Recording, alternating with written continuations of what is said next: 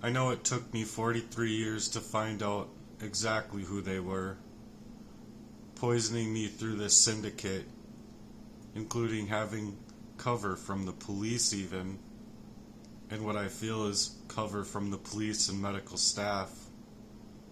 I was completely being used in a state that I had no control over. And as far as that care goes, they ran me into the ground and into these such pains. Painstaking place of even coming out of anesthesia, telling me that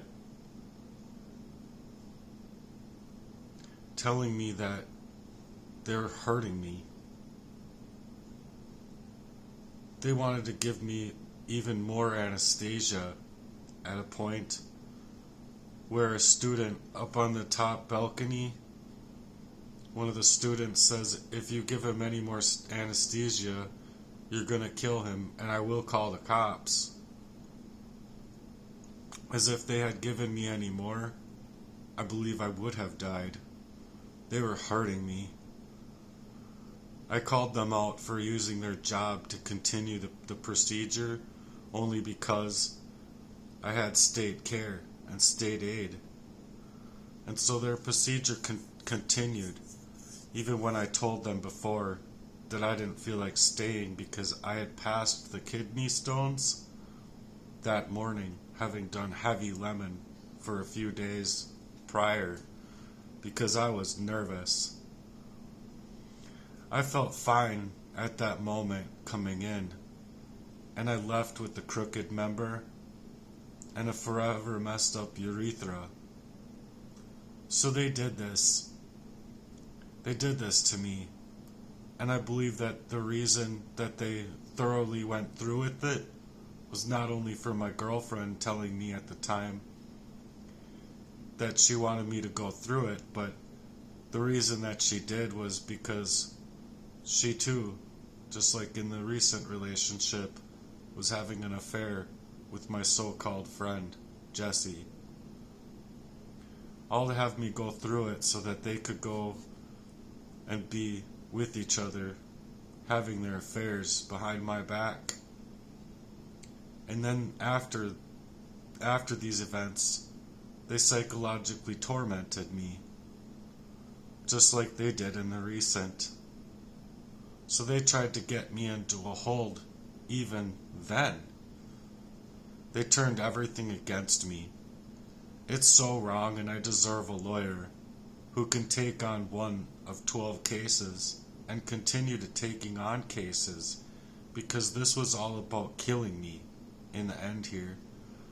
It was about a premeditated event, taking my life.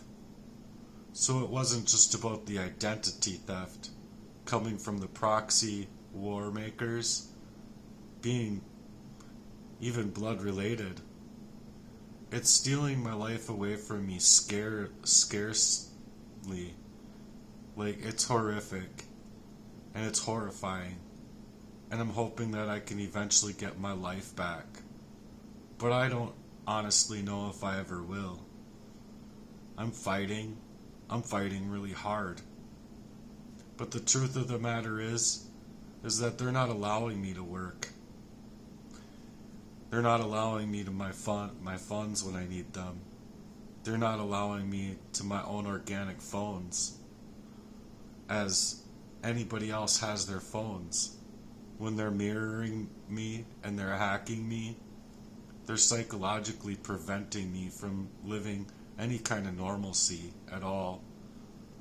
And it's to not only just take me a ball out of the way, but it's to indemnify their own crimes against me and make their own crimes against me be a wash.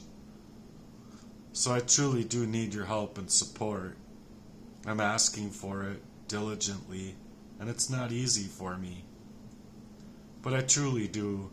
I don't know what else to do.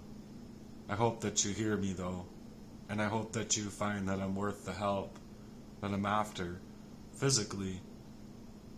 Not the help that's going to take me and wash me away from me that much more.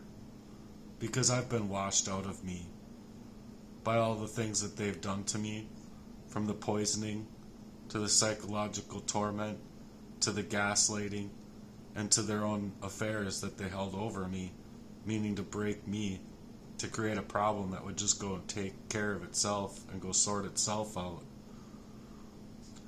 So if you understand what I'm saying, and you know of somebody, can you let them know?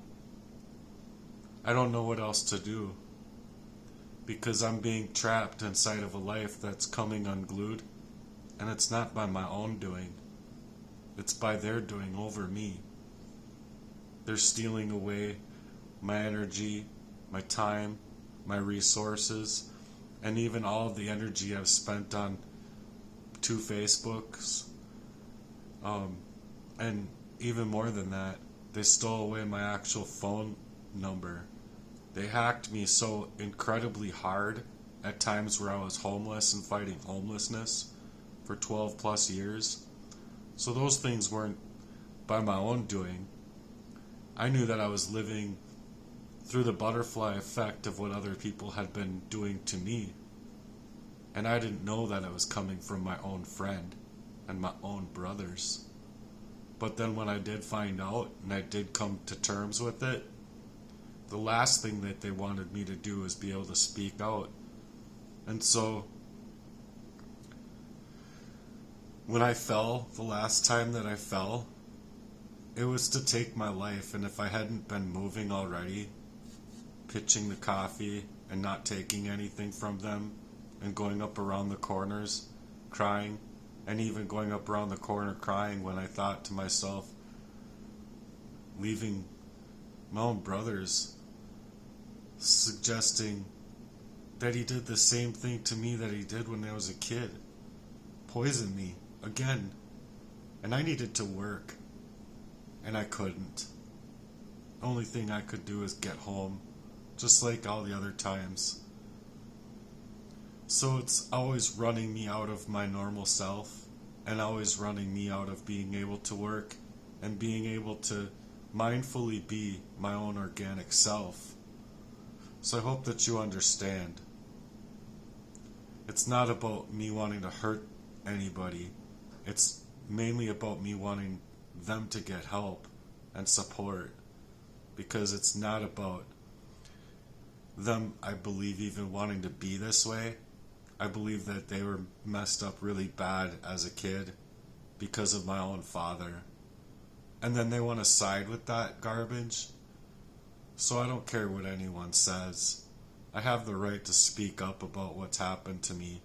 And I'm just hoping that I can actually reach out for your kindness and your honorable love and support, as I do need it. It's not just a want. It's truly a need right now. So I thank you for being here. Truly and wholeheartedly, I hope you look around at some of my work out online right now, because I've been working really hard at this stuff. And I hope that I can gain back what little portion of my life that I might be able to have. So again, thanks for being here. It means a whole great deal to me. Goodbye for now.